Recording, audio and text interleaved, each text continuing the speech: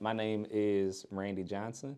I've been at Du Bois for 1 year. It's been an amazing year. I've been an educator for over 14 years, and I've loved it ever since the day I first started teaching. And it was through a lot of soul searching when I realized I did not love the business world, and I had just changed my major from engineering. So seeking out what I really like to do, it was be around people, especially young people, and learning and growing. Oh, I love coming here every day. Du Bois is a dream. I've been dreaming about an Afrocentric school since I've been a part of Afrocentric education and Afrocentric learning centers, which have normally been nonprofits or based out of a church. Like shout out to Rita's Cross Freedom School, holding it down in Baltimore.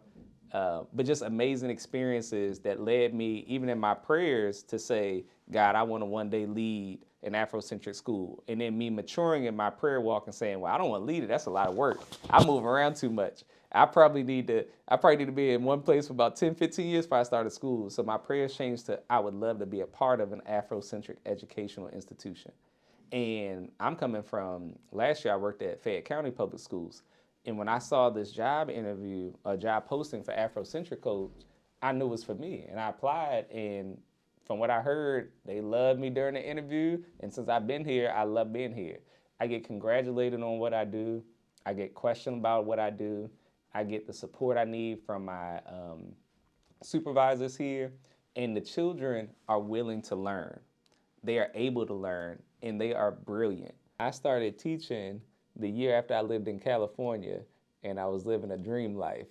I was getting paid cash money, working at a French bakery, eating good food. I was working out every day. I was playing basketball. I was swimming in the ocean. I lived right next to the beach. It was a fabulous time, but something was missing, and that something that was missing was community involvement.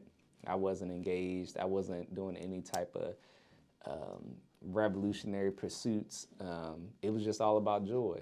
And that emptiness kind of led me back home to Baltimore, and that's when I realized, I was like, oh, what I love to do is work with young people. And I've been doing it since I was a youth in elementary school. Like I remember being the buddy for people who came over, first year English language learners who came over from Japan or China. I was always a buddy. It's like getting them around and the one trying to steer them clear from the knuckleheads, teaching them cuss words and trying to get them in trouble in class. But from those early days, I thought about what I love, and I love to learn with people.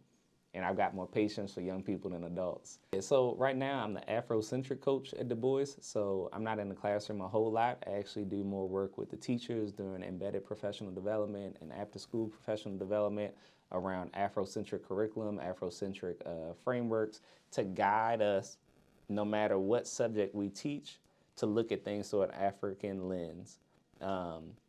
And what that does is it allows our students to see themselves and see other cultures so they can continue to grow and really become globally competent citizens.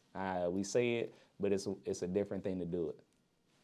So one of the frameworks is an appreciation, or one of the pillars is an appreciation for all cultures.